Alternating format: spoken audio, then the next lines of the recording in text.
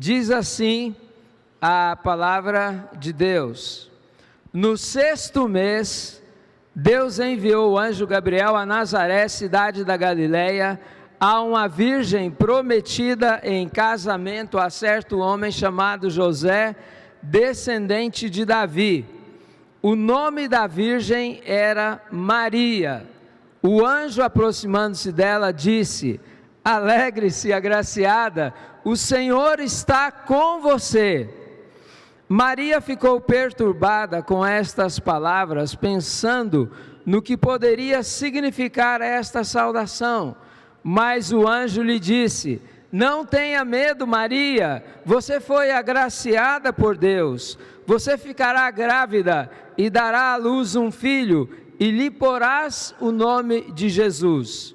Ele será grande, será chamado Filho do Altíssimo. O Senhor Deus lhe dará o trono de seu pai Davi, e ele reinará para sempre sobre o trono, o povo de Jacó, seu reino jamais terá fim. Perguntou Maria ao anjo: como acontecerá isso se eu sou virgem?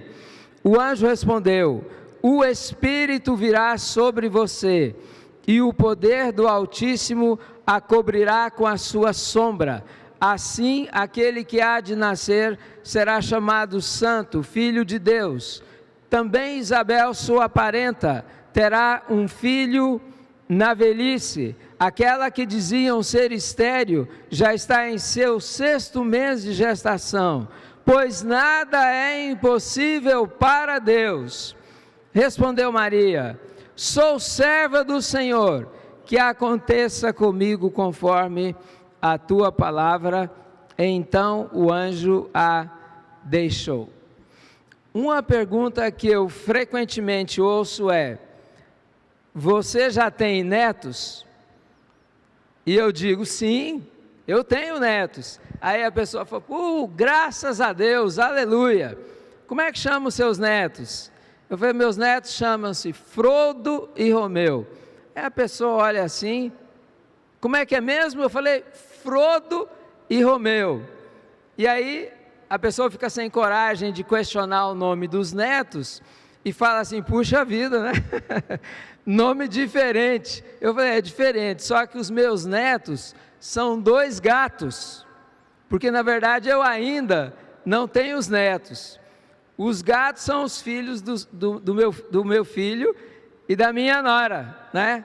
Aí o meu filho diz assim, ele vai viajar e brinca com a mãe assim: ô mãe, vai lá em casa durante as férias cuidar dos seus netos.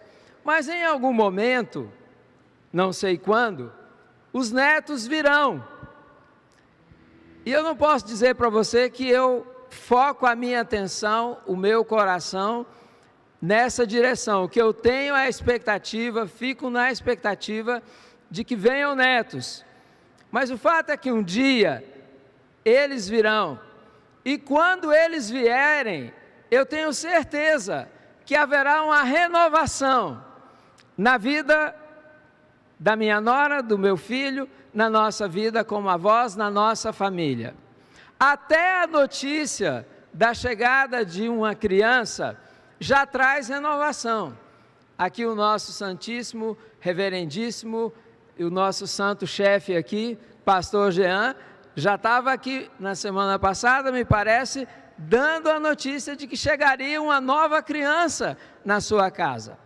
Então a criança que chega em qualquer lugar, ela é sinônimo de renovação. Mas para que uma criança chegue, é necessário que haja uma mãe com compromisso de vivenciar esta renovação. É necessário que exista uma mãe disposta a ter o filho. Nesta noite, eu quero chamar a sua atenção, em nome de Jesus, para esta realidade. Vamos juntos olhar o Evangelho, e olhando o Evangelho, vamos juntos olhar para Maria, e perceber que Maria estabeleceu um pacto, Maria estabeleceu uma aliança com Deus, pacto esse, aliança essa, que representou a concretização do grande projeto de Deus que Deus preparou para a humanidade, projeto de transformação, projeto de renovação. Por isso faz sentido, sim, como Martinho Lutero, nós destacarmos a singularidade de Maria. Martinho Lutero disse assim: nenhuma mulher é igual a ti, nem Eva e nem Sara, és acima de todas, na sua sabedoria, na sua humildade e na sua santidade. Então, nesta noite, o Evangelho é aberto aqui para que nós aprendamos com Maria o que significa ter compromisso com a renovação. Primeira lição que nós aprendemos aqui: compromisso com a renovação significa a disposição para ouvir a comunicação de Deus. Verso 26 até o verso de número 29. Diz o texto claramente que houve uma comunicação pessoal de Deus com Maria. Verso 26, comunicação na hora certa, no 6º mês. Que 6º mês é esse? O 6º mês da gravidez de Isabel, parenta de Maria, já de idade, que estava ali também naquele contexto grávida.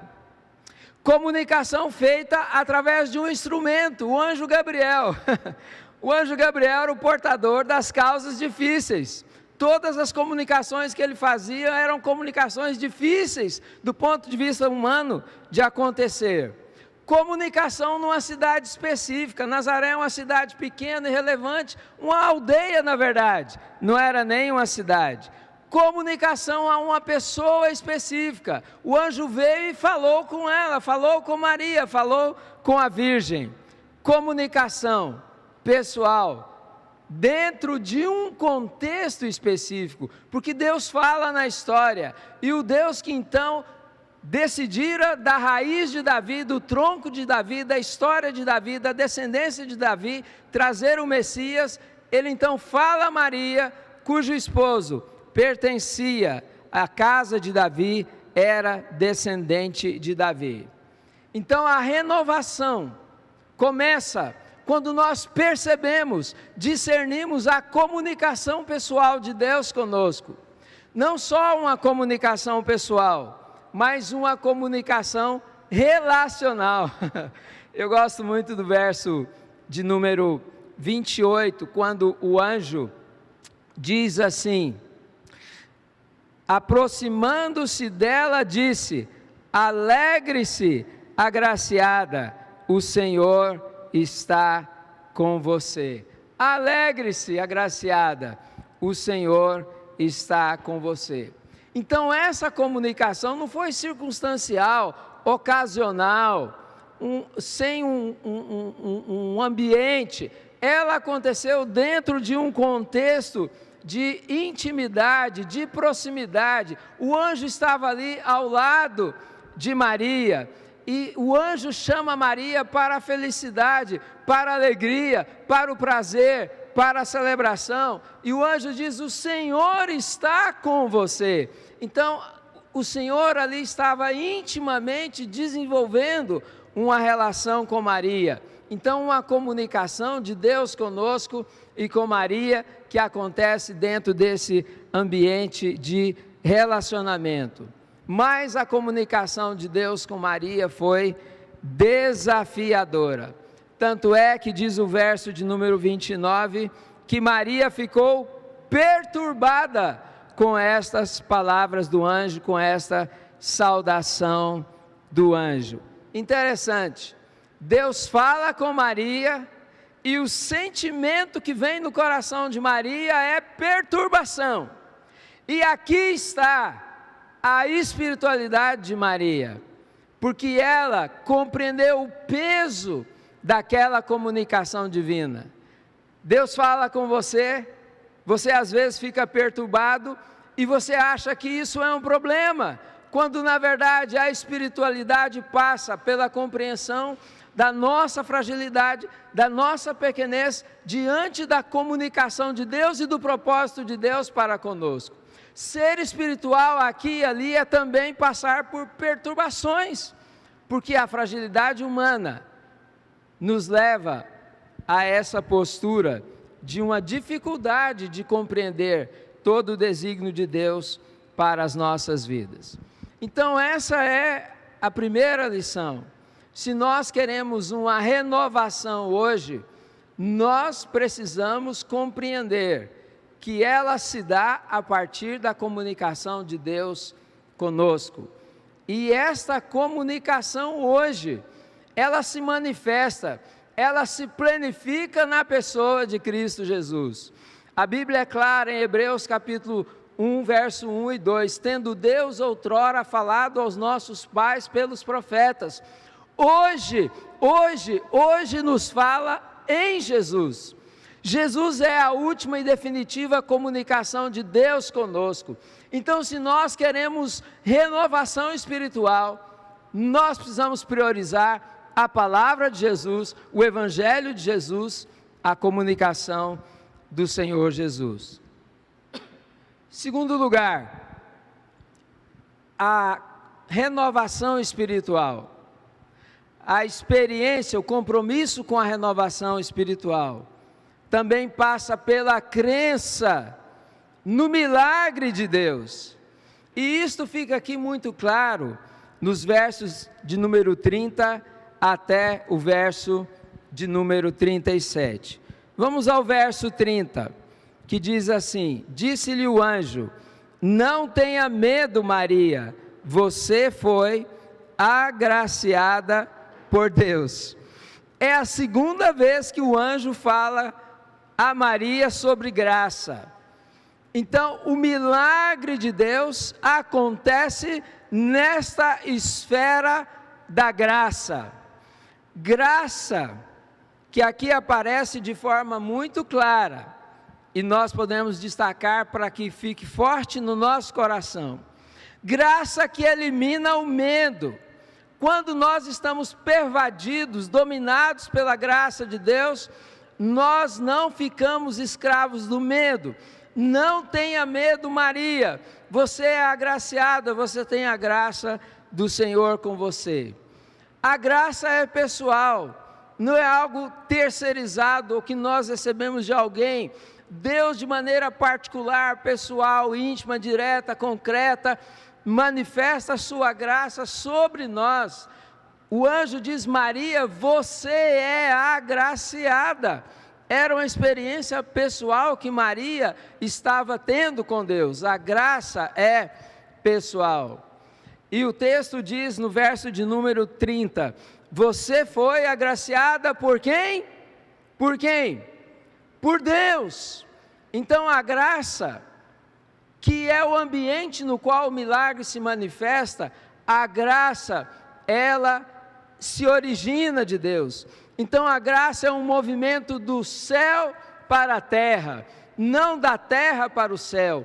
É o movimento de Deus para o homem, não do homem para Deus. Nós não alcançamos a graça, é a graça que nos alcança. Então o compromisso com a renovação passa por essa compreensão de um milagre que acontece nesse ambiente da graça. E graça, como nós sabemos, e fica claro aqui na experiência de Maria, não envolve mérito humano. Santo Agostinho disse assim: a graça, a não ser que seja de graça, não é graça. Bengel diz: Maria não é mãe da graça, Maria é filha da graça. A graça que veio sobre Maria, a graça que vem sobre nós, ela se origina em Deus e é resultado da misericórdia de Deus e não do mérito de Maria ou do mérito nosso. Mas o milagre sempre é, milagre que traz renovação, sempre é resultado desse mover da graça de Deus nas nossas vidas. Outro aspecto importante aqui, pensando na renovação, como o milagre que Deus faz, é que o milagre de Deus, ele contraria pressupostos humanos. Para nós experimentarmos o milagre de Deus, nós precisamos desconstruir pressupostos humanos.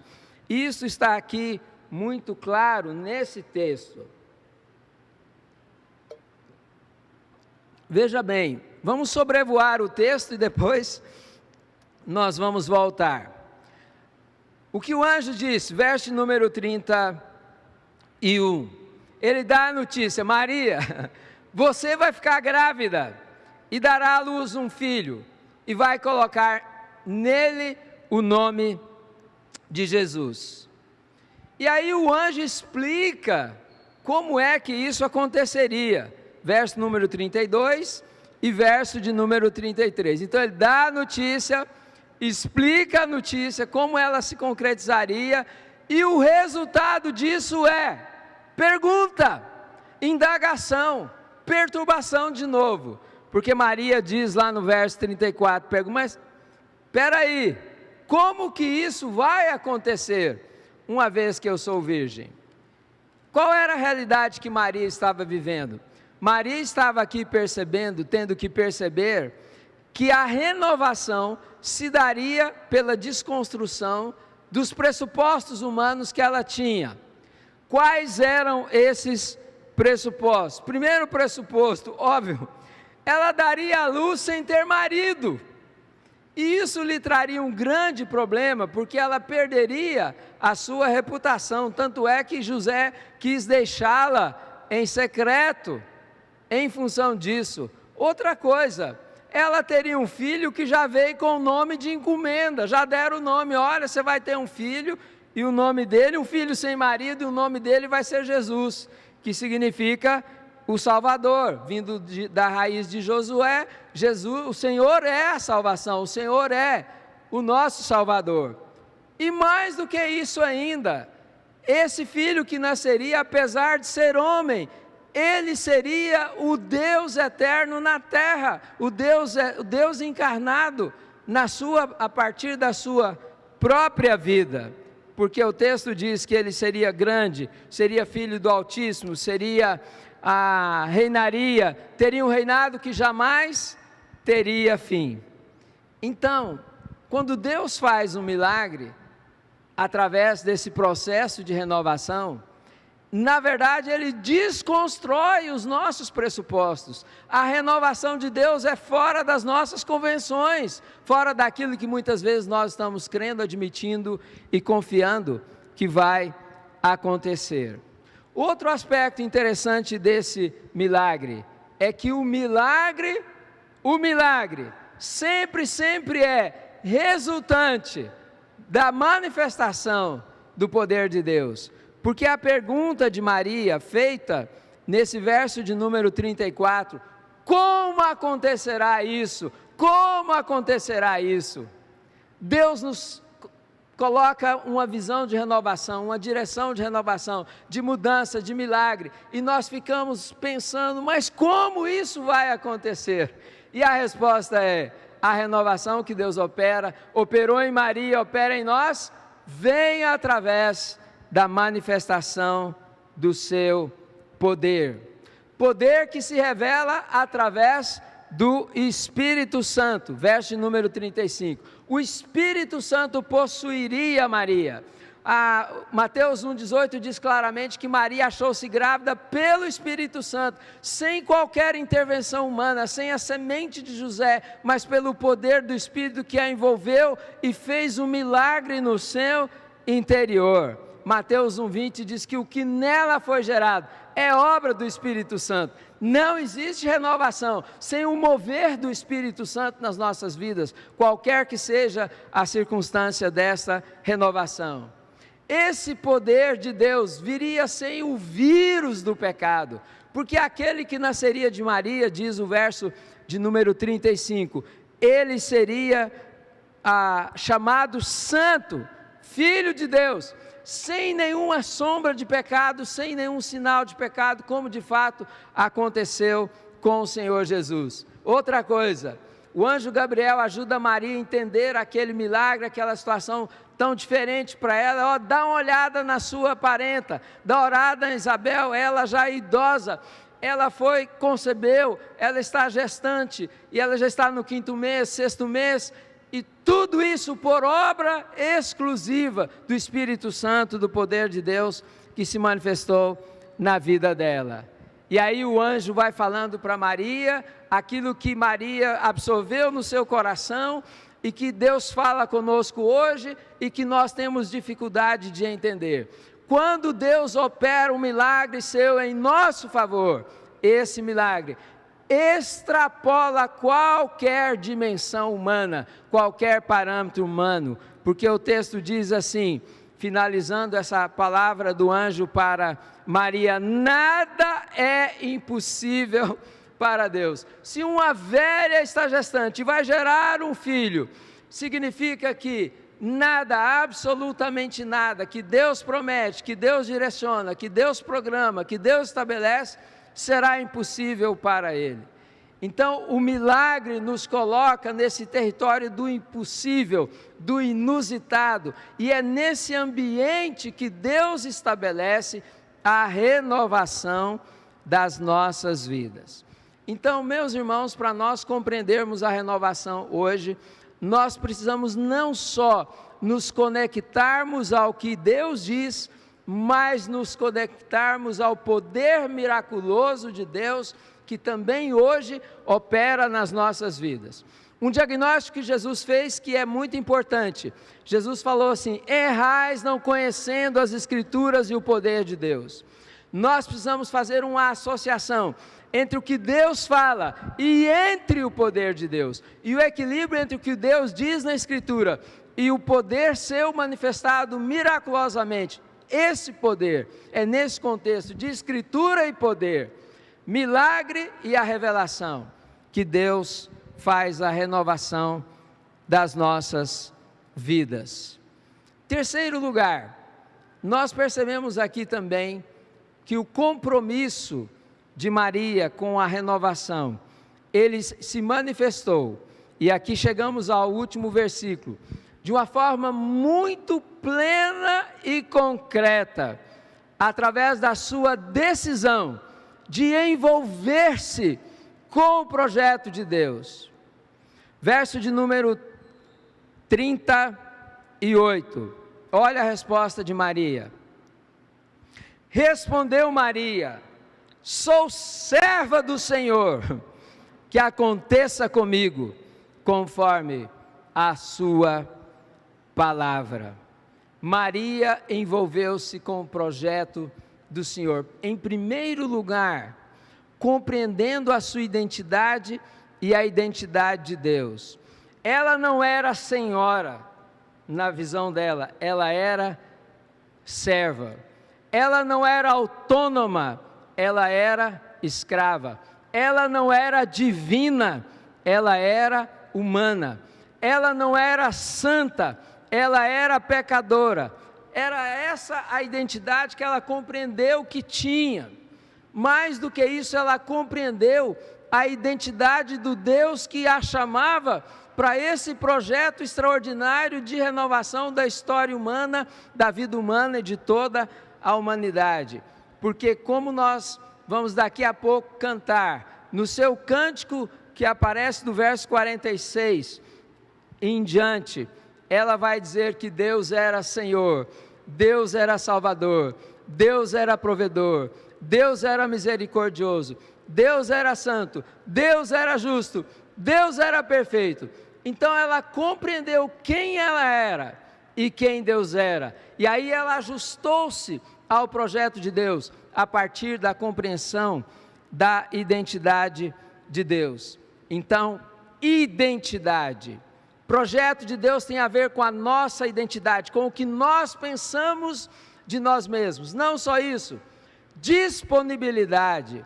O texto diz claramente: eis aqui estou eu. A outra tradução: eis aqui está a serva do Senhor.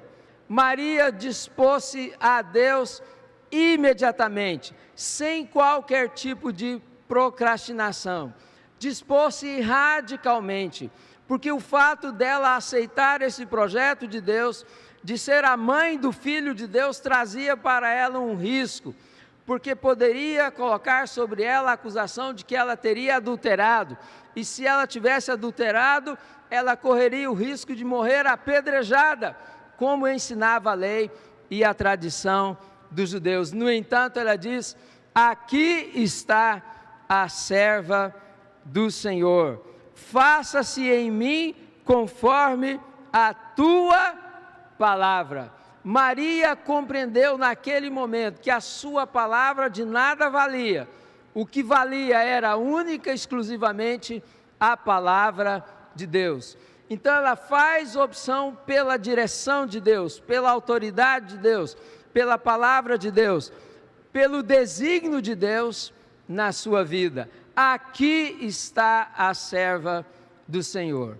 Então a renovação, ela passa por essa disposição de um envolvimento prático no projeto de Deus. Não se trata de um sentimento, como foi falado hoje de manhã, mas de uma atitude.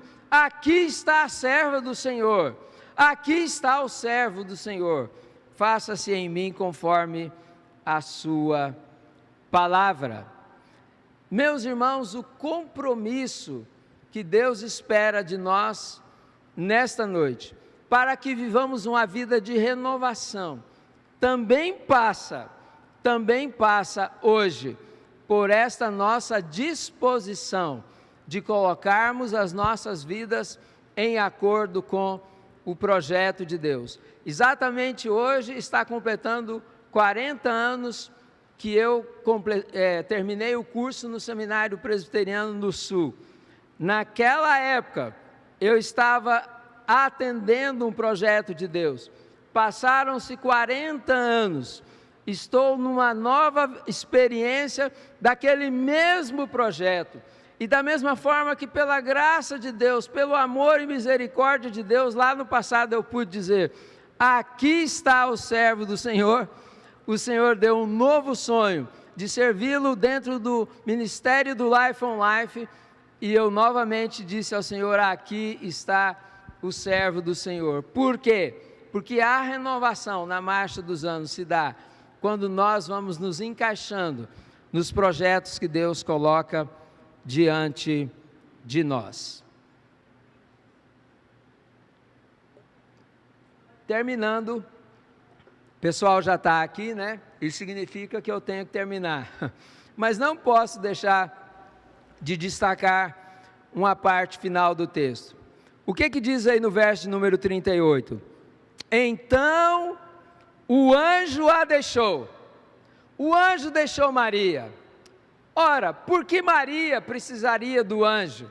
Se ela traria agora no seu ventre o anjo do Senhor, o Deus eterno, o inteiramente outro, que se fez inteiramente nosso irmão.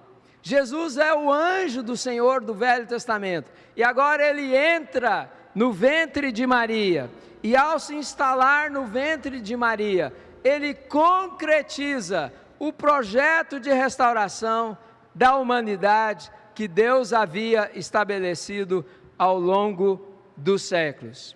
E esse projeto tem a ver com ouvir a comunicação de Deus, crer no milagre de Deus e envolver-se com o projeto de Deus. Depois de 9 meses, Jesus saiu do ventre de Maria e começou a sua vida. Aos 30 anos, ele foi batizado, o Espírito Santo desceu sobre ele. Deus disse: esse é meu filho amado, em quem eu me comprazo. Ele iniciou seu ministério, saiu para o seu ministério, saiu da influência de Maria para o seu ministério, desenvolvendo um ministério de uma chamada ao arrependimento. Depois saiu no final do seu ministério em direção à cruz, morreu na cruz, foi sepultado. Depois ele saiu do sepulcro e ressuscitou, passou uns dias na terra e ele saiu da terra e subiu ao céu. E hoje ele está no trono de Deus e controla todas as coisas, é soberano sobre todas as coisas. Então, assim como Maria acolheu Jesus no seu interior. De uma maneira espiritual, a renovação significa que nós acolhemos Jesus, Jesus entra em nós, toma conta do nosso coração, toma conta da nossa vida, se torna o nosso soberano, o nosso Senhor, a Ele obedecemos, a Ele seguimos, e nós saímos em nome de Jesus, tratados por Jesus, empoderados por Jesus, ungidos por Jesus, saímos em nome de Jesus para evidenciar a todo homem, de todo lugar, que a única renovação espiritual que existe chama-se Jesus Cristo, e que é necessário crer nele, segui-lo, amá-lo e servi-lo, para que possamos experimentá-la para a sua honra e para a sua glória. Paulo diz que Deus, Cristo em nós é um mistério, e nós somos os proclamadores desse mistério. Colossenses capítulo de número 2. E assim proclamamos esse mistério que é Cristo em nós, para que todo homem seja renovado e seja encontrado perfeito em Cristo.